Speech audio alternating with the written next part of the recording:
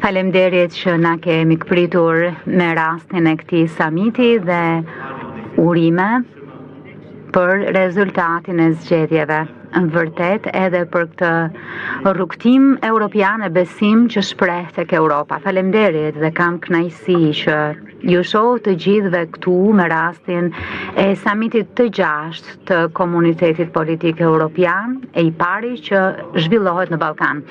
Faleminderit për këtë mikpritje, po kështu edhe që na kujton se pas ëndrrës europiane dhe asaj çfarë na bashkon nuk është vetëm gjeografia, por edhe mitologjia, historia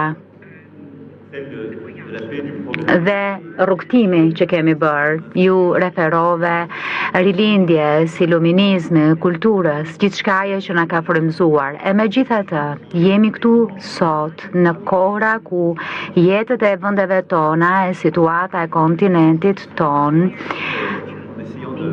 I sjell paksa seriozitet këtij takimi duke pasur parasysh sa e lartë është steka.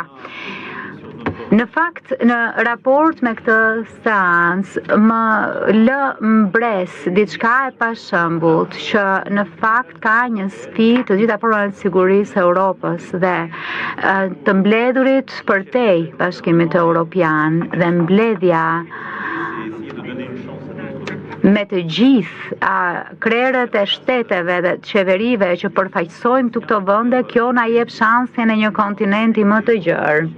Na jep shansin që të përballemi me sfida e ta bëjmë këtë së bashku, në unitet, duke pasur parasysh rrezikun e dasisë që na kërcënon. Natyrisht, përparësia politike është gjeostrategjike, ka rrezikë natyrisht të ndasive, të luftës në Europë, ndonjëherë ka edhe kërcënime të unitetit.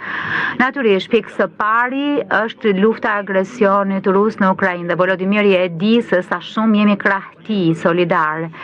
Kemi bërë së bashku me Kierin, Donaldin dhe Friedrichun.